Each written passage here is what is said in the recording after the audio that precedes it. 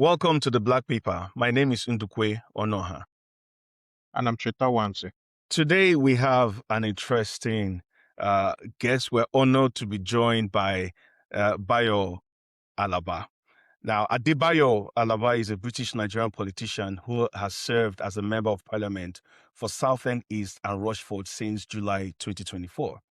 He became the constituency's first Labour MP after defeating the Conservatives at the 2024 general election with a majority of just over 4,000 votes. Born in the Forest Gate area of London and of Nigerian heritage, Alaba studied manufacturing and business at Coventry University before later studying social policy at London School of Economics. Before entering Parliament, he served as a councillor in the Wanstead Park ward of Redbridge Council. He's also a military veteran, having spent more than a decade with the Parachute Regiment Reserves, where he helped train soldiers for active service.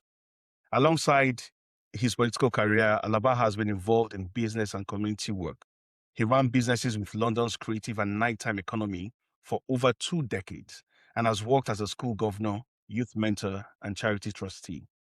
In Parliament, he sits on the Culture, Media and Sports Select Committee and has focused much of his public messaging on economic regeneration, supporting local businesses, housing, tourism, and opportunities for young people in Southend and Rochford.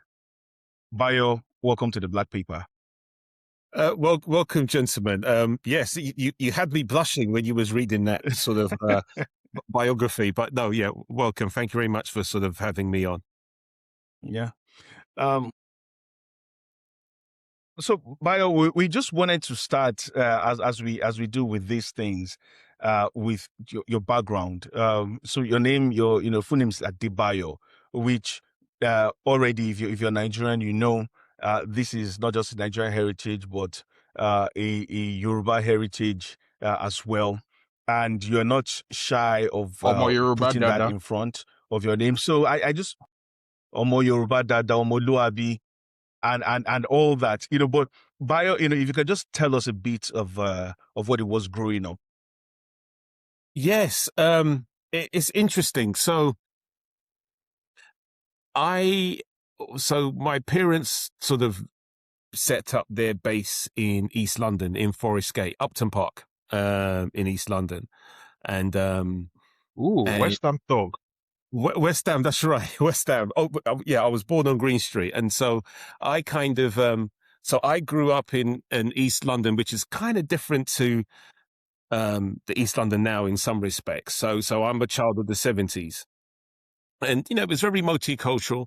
But the funny thing is, we didn't grow up around sort of many Nigerians. So for example, my mum and my dad were the only, well, my mum had one sibling who went to America. So he was a lecturer out there, in a university lecturer, but, and my dad's siblings didn't travel. So it was just sort of like my mum and dad really who came to the UK. And on top of that, at that time, there wasn't many Nigerians in East London. So I didn't really grow up with many Nigerians. So my term of reference was in the house, within our household.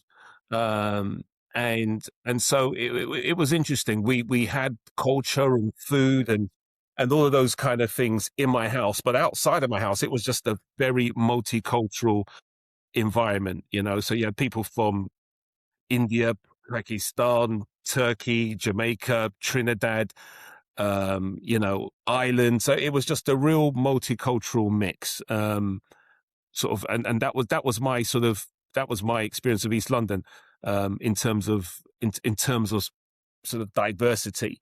And then on top of that, I suppose, I was a child of the 70s, and so East London was a different place. There was racism as well in certain places. You couldn't go, literally you cross over traffic lights and you couldn't go into that area. If you did, you'd have trouble. But I enjoyed my childhood. I would say it was mixed. It was diverse. I felt like I saw and met and embraced so many different cultures, sort of, as I was sort of growing up.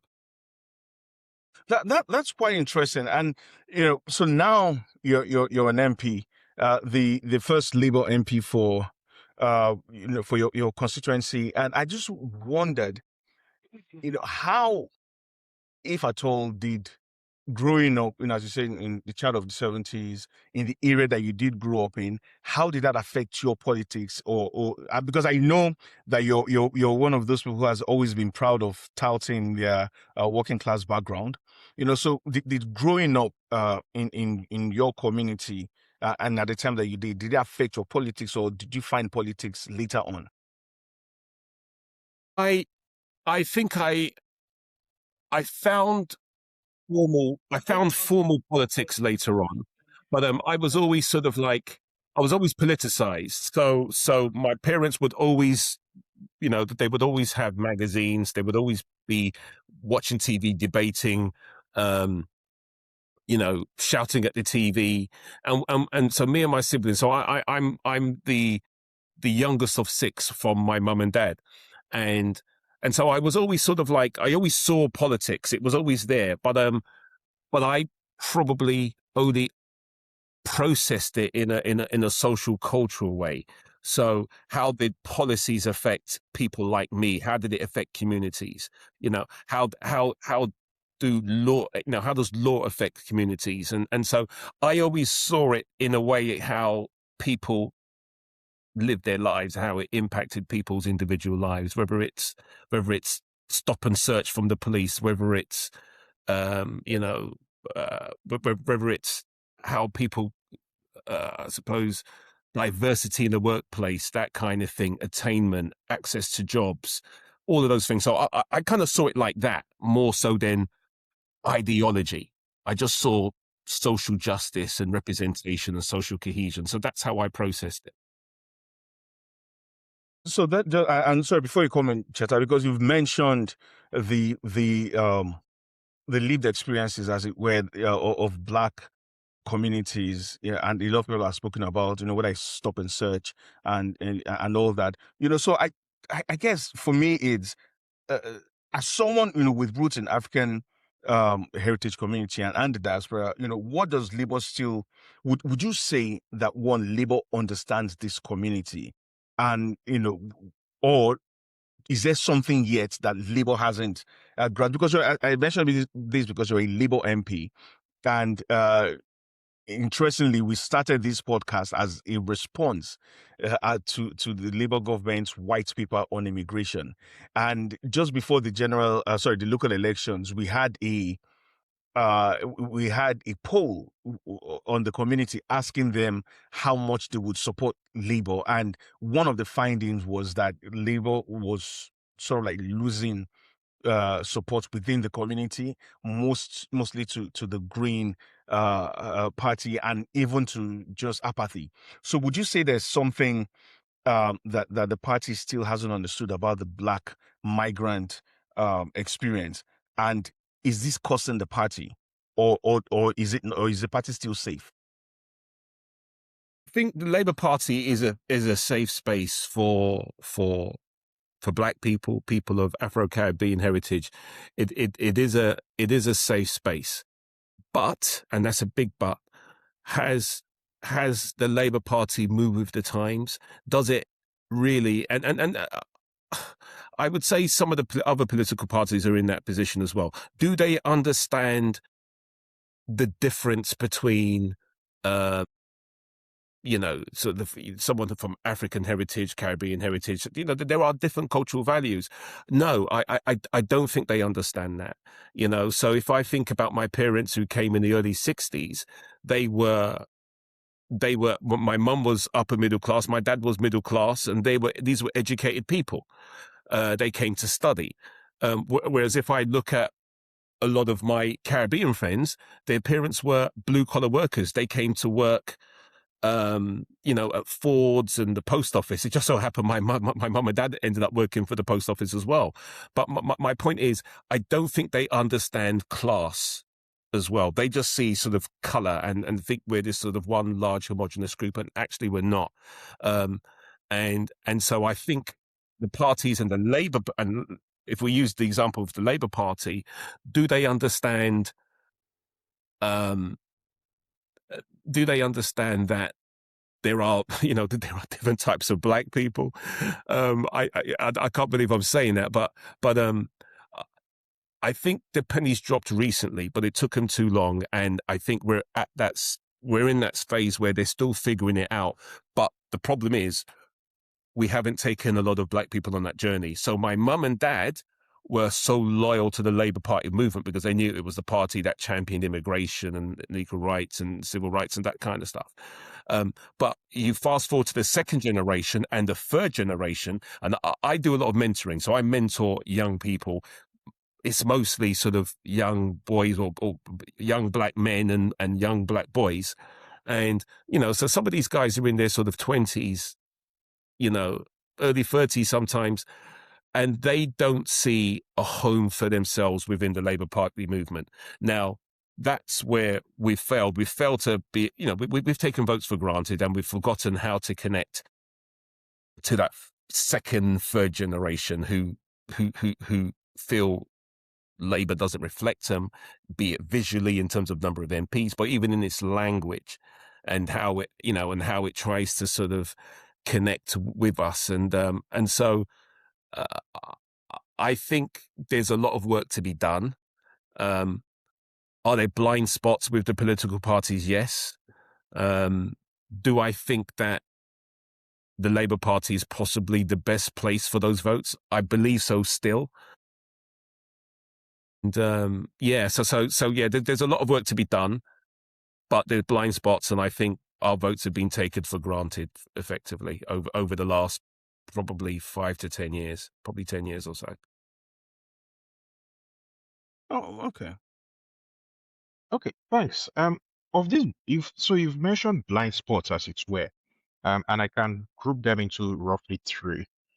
Basically, there's the assumption that people of ethnic minority backgrounds will be loyal. There's the assumption that we are one big block.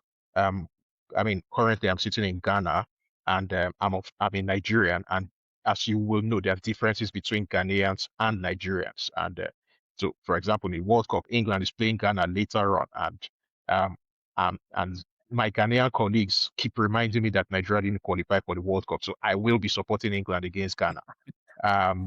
So those are two of the assumptions already. Then the third one is political disengagement. Which of these three do you think is the most important in terms of where the Labour Party is right now, what it should be doing for the future? I would say it's probably the third one, that disengagement, because I think that's affected everybody. That's why you have reform on the rise. That's why, and you look at sort of like reform as an example, and a lot of reform voters, yes, of course, some of them are conservative, former conservative. Some of them are former Labour voters as well. But there's also a lot of traditional non-voters in that. And so there's a lot of reaction to punish the political class. I totally get it. I was not a politician. I wasn't a politician up until a few years ago. And so I looked at the political class and felt they didn't get it. It wasn't representative. There are some things that I think is still a problem. I think that there are a lot of career politicians. Now, I think there's a place for career politicians, absolutely. But Parliament cannot be entirely made up, or the majority of Parliament, the majority of my colleagues, I'm not necessarily sure, should be career politicians. I think people should have worldly, professional experience when they come into this place, because then they give another perspective. They can help push the civil servants, get them to think in a different way. They bring their soft and their formal skills from their environment into Parliament, and I think that's important. And so I do not believe politics is really representative, even if you take colour aside in terms of class and professional exposure and background. I don't think it's representative.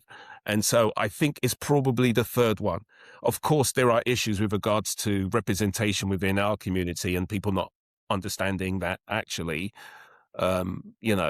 you can be very conservative. If you're Nigerian and you're Yoruba, chances are you're going to be very socially conservative. again, if you are Nigerian, you come from a culture where there isn't a social state, so there is a level of independent thinking that comes with people from those communities. And so, and so I think people miss all those nuances in a significant way. So to answer your question, I would say it's probably the fact that the political parties haven't evolved.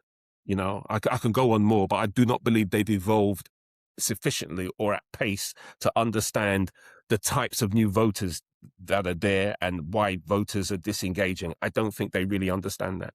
Speaking of lack of evolution, I'm going to throw you into the deep end very quickly because today must have been a very quiet day for you in Westminster. The prime minister has basically handed in his P45. And he had been under sustained pressure for a while. It's something that a lot of people have been expecting an evolution from the conservatives and their musical chairs of leaders. I want to ask directly, what does instability look like from the backbenches? Do you think that the Labour Party, following the letter that West Stretton sent out today, it looks like it's almost going to be a coronation for Andy Bonham. But do you think that the Labour Party still knows how to govern? Is the UK now ungovernable, or is the party simply trying to survive in power? Wow, that's a really good question. I think that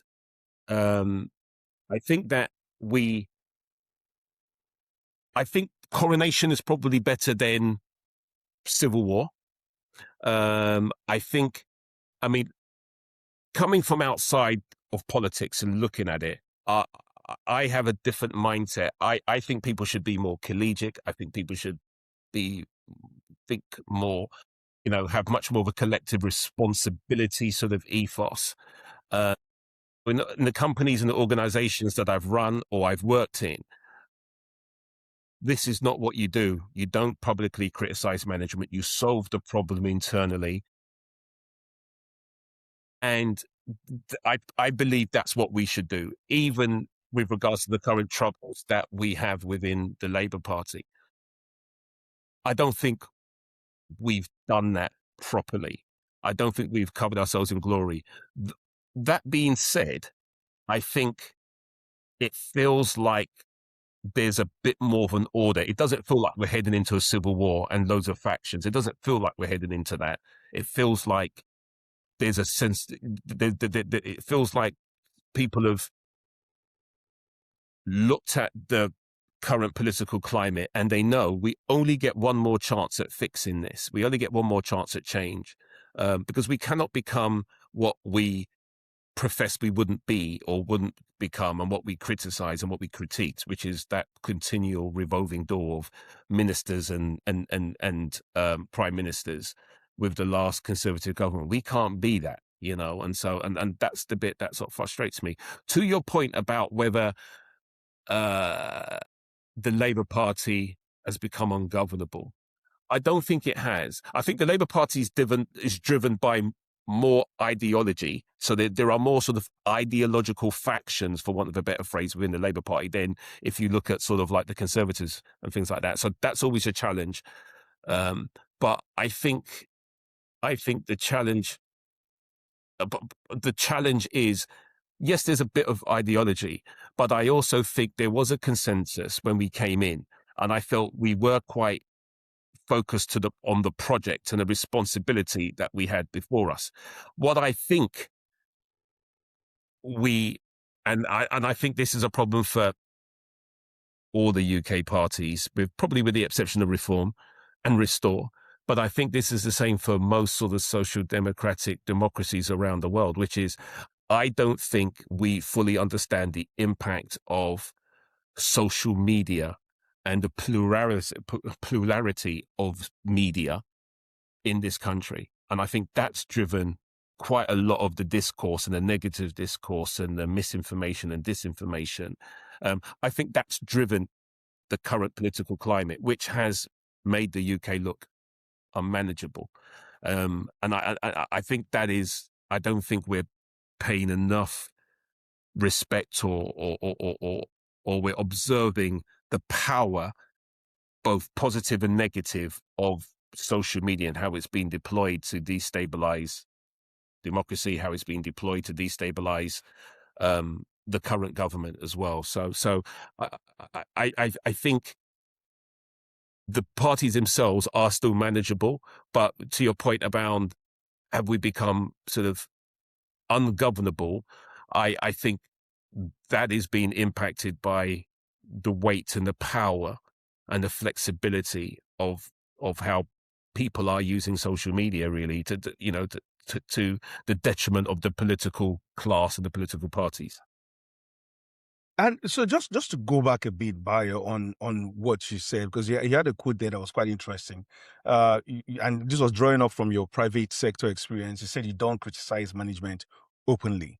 And I want to hold on to that for a bit, because as I mentioned earlier, the Black Paper was started really almost as a response or as a direct response to Shabana Mahmood's immigration white paper, which, To as you can criticize imagine, management, if you will. which, as you can imagine, affects not just us but our community. And I'm sure you've had conversations with people as well who have looked at you and they've said, "Ah, Bayo, Omo Yami, what's going on here?"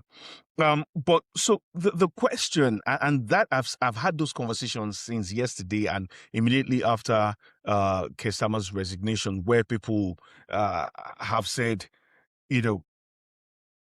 who's going to speak up for us? Is the next person, whoever that is, going to look at our community and say, you know what, these people matter. These people are not strangers, as it were.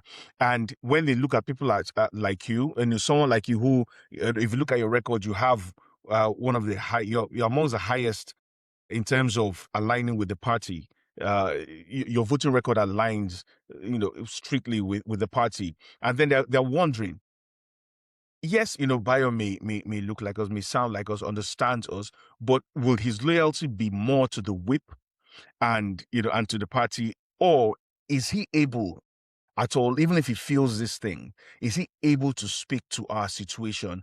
Uh, uh, Given that, as you've said, you don't criticize management openly, but will Bayo still be able to go, even if it's behind closed doors, and say, "Look, hang on, guys, this doesn't cut it."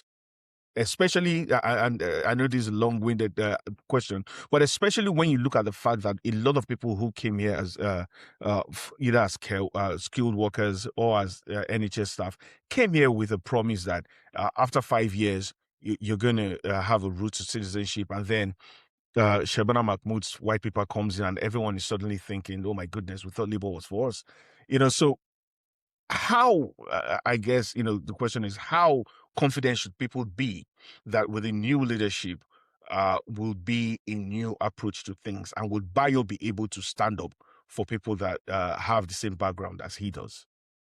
Yes, of course. I mean, look, my voting record, I'm a Labour MP. I got voted on a Labour ticket, so I largely am supportive of the party.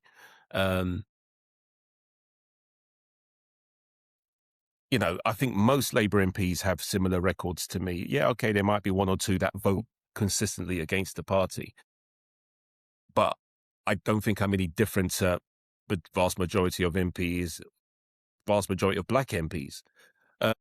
What I would say is that I am uncomfortable with the Home Secretary's sort of, a couple of things. I was uncomfortable with the Prime Minister's speech on immigration, and I made that known. I also was uncomfortable and am uncomfortable with the current sort of white paper on immigration. I disagree with it. I've made that known. I've made that known internally. But it's a white paper. White papers are subject to change. You do have access to the ministers and the special advisors, and that's your mechanism. Choose to, I choose not really to criticize the party on social media. I choose to try and do my work behind closed doors because for a couple of reasons, really. You know, I don't want to sort of overstate my importance to the party in that sense. I'm a backbencher MP. I'm not a minister. I don't have that brief. So I have to articulate and advocate for my communities in a slightly different way. But on top of that, what I do is I try to become a trusted voice and an honest voice. I don't want to be seen, and you know, this is a real conversation. I don't want to be seen as that difficult MP who I'm not brought into the room. I'm not read into things. You know, I want people to come to me and say, tell me what the situation is. Give me your honest opinion, which is what I've done with regards to the, you know, with the immigration, for example, Bill. I've done a lot of work with Unison and some of the unions. I'm quite close to Unison and G&B as example. So I've done a lot of work on that. I've spoken I've gone to public meetings and I've spoken. I've been very supportive. I've also advocated. I've written letters. I've helped try to develop alternative policies to the white paper because this is our opportunity to amend it now before it gets to the vote stage. And so that's okay. Yeah. So that's where I'm at the moment, really. I am supportive of my people. I will never forget where I come from. And that work is being done. Trust me, the Prime Minister and the Home Secretary know that people were unimpressed with the speech, which, you know, the Prime Minister came back and he took some of that back and apologized for it. The Home Secretary knows that she has to do more. We're seen as a fair country, you know, and some of the legislation that's come out isn't fair. It's not British.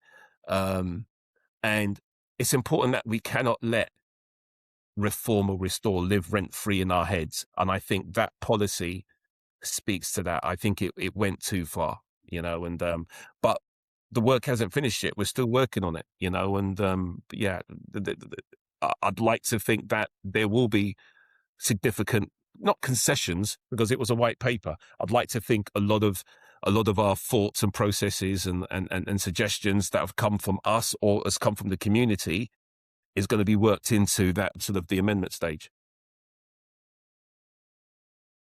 Okay. Thanks.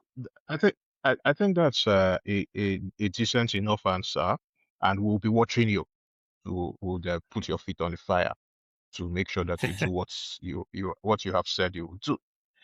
But it leads me to so I'm going to sort of like put two questions in one because they speak to the heart of the issue. So how much real influence do MPs from minority ethnic communities such as yourself have inside the Labour Party in real terms?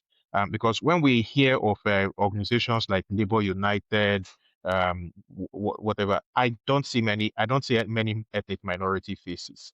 And my own honest opinion is that Shabana Mahmood is just an ethnic minority face that was put forward to make unpalatable policies more difficult to criticize because it's coming from an ethnic minority. That's my view. But how much real influence do you guys have within the party? And I think I would tack on a question which comes directly from the survey that we did prior to the council elections. So, given that the Labour Party is not just at risk, but it's already losing a lot of African and ethnic minority people to the Green Party mostly, but also to voter apathy because of immigration policy, when the real issue that not just our own poll, but a lot of polls have indicated in the UK is cost of living. What is it that you will do to make sure that these real issues are tackled head on? And what is it that you will do to basically reduce the perception because there's a perception out there that the party only remembers our communities at election time. Yeah. So what kind of leverage, what kind of influence do we have? I think when we work as one, when BAME MPs sort of work as one, we have a lot of leverage. But this is the point, we're not one sort of homogenous group. There are BAME MPs who are ultra left wing. There are some that are right wing. There are some that are centrist. And then on top of that, it really depends. It could be there are some MPs that are they focus on what their interests are. They could be focusing on housing, social housing, or business and economy and energy and all those kind of things. So it depends what the issue is. Do we have leverage? Yes. Do I think we deploy that leverage enough? Probably not. But then, we're not a homogenous group, and we have different priorities. We represent different constituencies as well. And so that plays a part in what you do and the finite time that you've got in Parliament as well.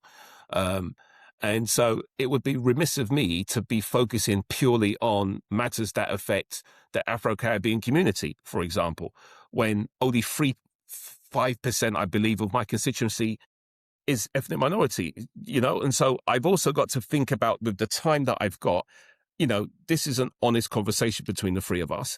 I have to focus some of that time on policy and issues that impact my constituency as well. So there are those competing challenges. But to your point, we've made it clear about the Prime Minister's speech that was walked back. We had a briefing with Number 10, and they were very uncomfortable with all these angry MPs in the room, and they apologized and they explained. I don't expect that to happen again. There's been quite a lot of briefings with the Home Office as well. So I'd like to think that they're listening. But again, is immigration a challenge? Yeah, immigration is a problem. But the problem is, and this is where we as our politicians need to articulate better. This is where the media need to articulate better. This is where, media, social media, news, podcast, all these different media channels need to articulate better if they genuinely want to advance whatever the cause is, which is that we've allowed illegal migration and migration. We've conflated the two. The two are very different. If you're talking about boat crossings, it's a tiny figure, but it's a tiny figure in terms of who come into the country. But that's become the bogeyman in the room, and so that's something that populist parties such as Reform and even the Conservatives, for as an example, they've managed to politicize something. And they've made it a far bigger issue, a more impactful issue than it actually is, and so we can affect change. Could there be more, ethnic minority ministers? Yes, of course there could be. Could there be? Are there more issues where we can stand up as a united front? I think we're doing that. So I would say that I would say that the political parties listen, especially in the Labour Party movement, where we are a big cohort, and we do listen, and we do advocate. Most importantly, we do advocate, but not all of that can be done publicly. Some of it is in sort of private, regular meetings as well. So to change course a bit, you sit on the Culture, Media and Sports Select Committee. And if you look at people from our communities, if there's something that a lot of people are leaning into now, it's culture. It's trying to tell our stories. It's trying to diversify the cultural landscape of the UK, but also bring in more original stories. And we see this happening in places like the US, for instance. But what would be your one advice, and but two, what are your thoughts about trying to see that there's the door or the room is opened more to people from our communities to start telling some of those stories, to start bringing some of those arts and culture to diversify the field of arts and culture, really, in the UK? Yeah, well, I mean, I kind of made my name in culture and music. So when I ran a hospitality business, I ran bars and restaurants and cafes and festivals and things like that. And so, and a lot of that was Black culture. It was hip hop culture. It was spoken word. It was dance. These are all, you know, they were Black cultures, very much so. And so I I did a lot of work and championed that, and made a point of making sure over the last 25 years that our voices were heard. We were present, and when I was programming events, but even when I was working for clients and I took commissions. So that was something that was quite important to me. Um, I'm not in that space anymore, unfortunately. But there are sort of artistic organizations that do push and champion our culture. Could there be more? Yes. I think that, being on the Culture, Media and Sports Select Committee is interesting. So we do a lot of work around BBC, and we talk to all these sort of different organizations that come in, these media organizations. And admittedly, most of the people that come before me are white. And that is something, really, because that does say something about the stories that we're trying to tell, or management. I'm a firm believer that the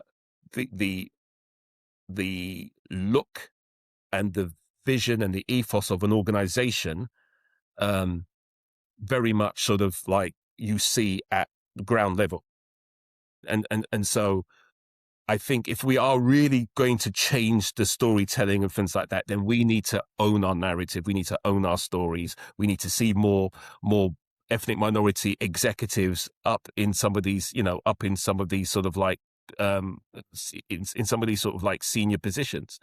I think that's going to be really important. I know BBC have got their BBC studios, that kind of thing, but there's a lot of work to be done, is what I'm trying to say to you. Our culture's there.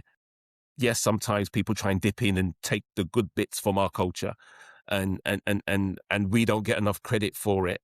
But I'd like to think that we do have to really think and be very creative about that. I would love there to be like a Nollywood studio in the UK, for example.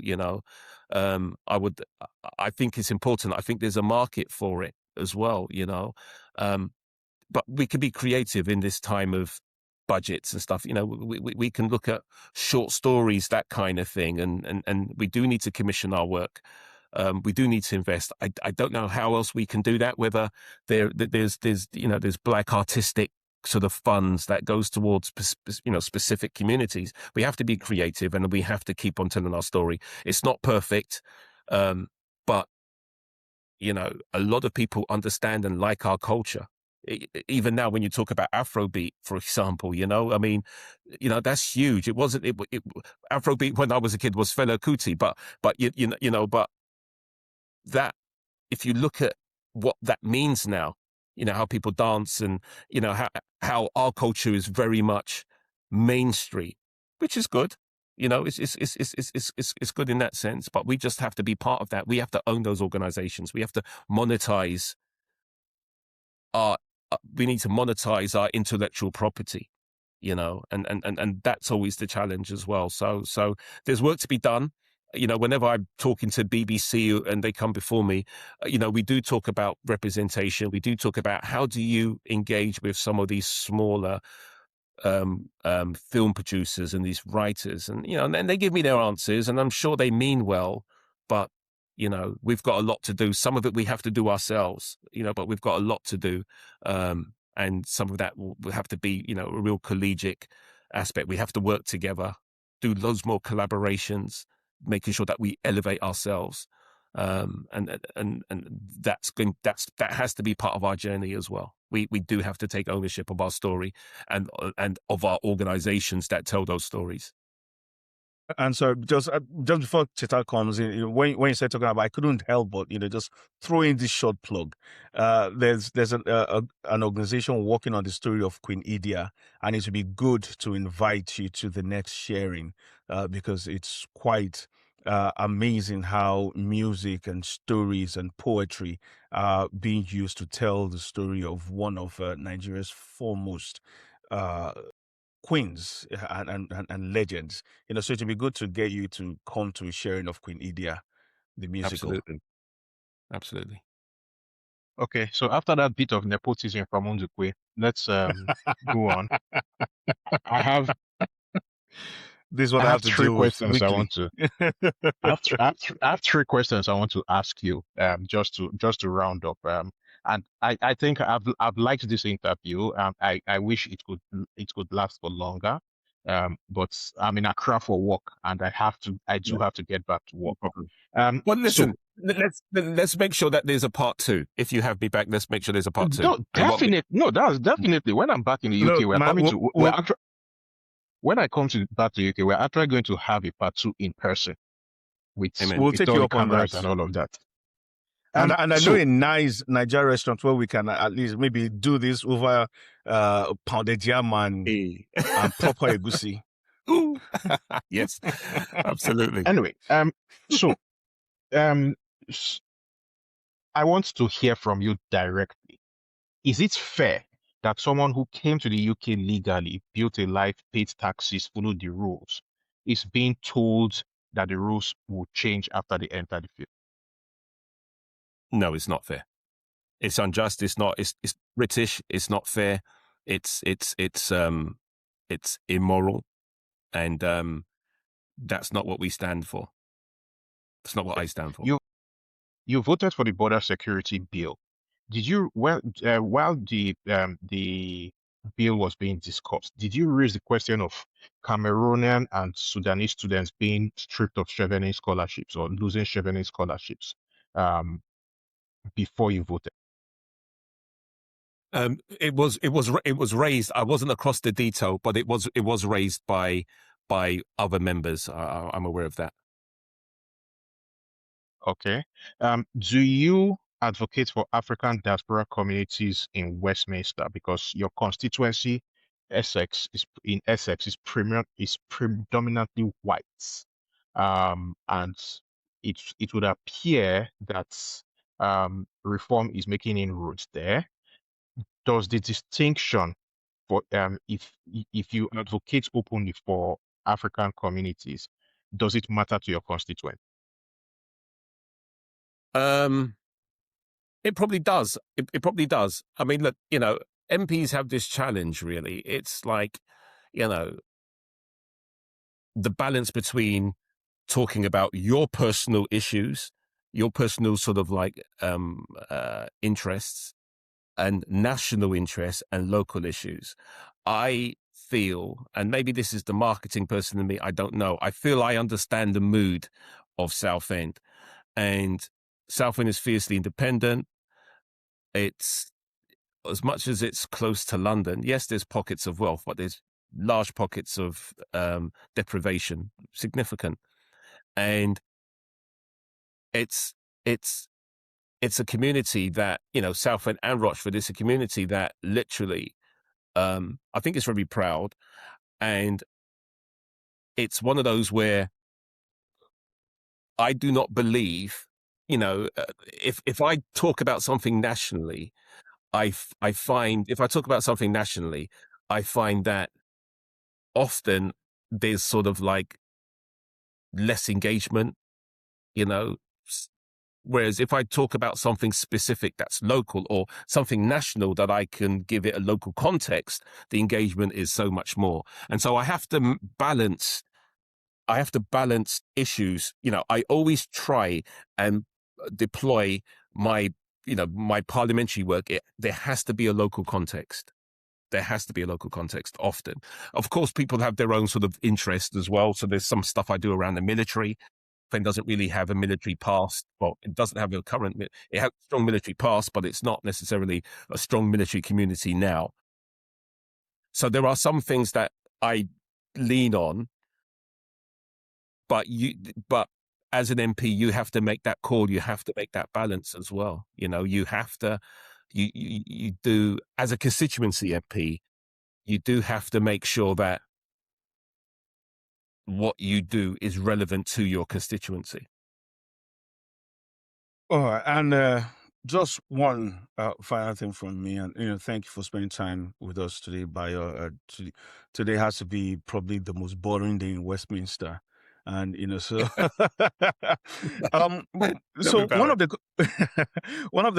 the recurring theme of conversations I've had across different platforms today, across different groups on WhatsApp, is people who have said to me, "Look, you convinced us to vote Labour last time during your election. You convinced us to vote Labour during the general election. We've seen what has happened with the white paper, and today we see a new era, as it were, start to unfold for Labour, where we're not sure about where the next prime minister will go with immigration, and we're spent. If they came to you and said, "Look, Bayo, I would love to vote for you. I like all you're saying. I would love to vote for Labour, but I'm spent." What would you say to them, and would you believe your own answer? Yeah, I mean, what I would say, and again, I'm going to say a couple of things, but again, this is not about. I know that we're not one large homogenous group, but if you think about the minimum wage, you think about the Renters' Rights Act. If you think about the work that we're doing in terms of the work that we're doing to ensure that employment is fairer and more balanced for people. If you think about all those things, yes, those affect everybody, but also in some cases they disproportionately affect us as well, and us as in, sort of ethnic minority communities. And so I think we're doing a lot of good things. Some of that's been lost in sort of media, and some of that is probably down to the politicians not being able to articulate those arguments well enough in particular medium vertical channels, so there's a bit there. Can we do more? Yes.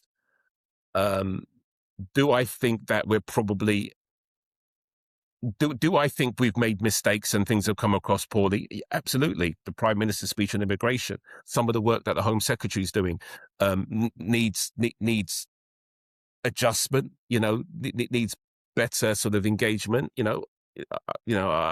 I would agree there, but no government gets things right straight away. No policy is right. No white paper is right when it's first presented. That's why you have the amendment stage and the bill committee stage. That's why you have that to sort of improve upon it. And so I think we're in a good place. I do think we went very quickly as a government, for sure. And some of that's kind of unraveled. We probably could have spent a bit more time on engagement across a number of different policy areas. But that didn't come from a place of, maliciousness. It came from a good place. And so I think that we are still the safest place for ethnic minorities. But we've got to carry on doing that work. We can't keep focusing on, sort of reform and things like that. I think we need to focus on lifting up the living standards, which we've done in some respects. I think we have to think about more employment and getting people into work. We have to think about all those kind of things. We have to think about people's their journey, their medical journey, as well. I think all those things are really, really important. And I think we're doing that. But the work carries on. We have to listen. We do need to. There needs to be more engagement, certainly. But I think that work hasn't stopped. We've just got to carry on improving, learning, engaging. When things go wrong, hold our hand up, and move on and carry on the engagement. So like I said, I think we're in the right place. I think we're the right party, but we're not perfect. And we've made mistakes, and we just have to do better. Well, thank you. Bayo Alaba, Labour MP for Southend East and Rochford. Thank you very much for joining us on this episode of the Black Paper, and we look forward to having that second chat with you over a hot bowl of pounded jam and Ooh. whatever soup you Bono. prefer. I don't know. Absolutely. Absolutely. No, so carry on. Yeah, speaking of immigration, your namesake is playing for Austria against Argentina. And Lionel Messi just missed a penalty. Oh, yeah, Undukwe doesn't I'm like not football, mocking so at the moment. yeah, Undukwe doesn't like football, so we still hold that against. Oh, wow. Not that I don't like football, but I can watch dispassionately, Okay. and that's good for my heart. No, gentlemen, thank you. I really appreciate it. And, you know, the one thing I would say, and I can hear it through the questions that you've asked me, you know, representation matters. It's absolutely key in so many subtle ways. You know, and if we was to do an even deeper dive, there are some comments about, there are some thoughts I have about the political parties that sometimes they're almost like a filter, like a conduit that sometimes stops enough, you know, engagement from ourselves, you know, joining at local party, constituency, ward level. I think those are things that sometimes, not blocks, but it's a conduit, that it's a filter that sometimes can be a little bit too strict, too stringent, too definite. So yeah, representation matters, and like to think that you know, things are improving. I'm only the second Black MP in Parliament, you know, and I think there's 3 or 4 sort of MPs who are of mixed heritage, and it's only me and David Lammy that are the Black MPs. It's not enough, and so work has to be done on that next generation coming through. I do a summer school. I do a lot of like work experience, and so yeah, my job is also to work on ensuring that the next generation can come through as well. You know, that's an obligation on me. That's my duty, to try and help the next generation.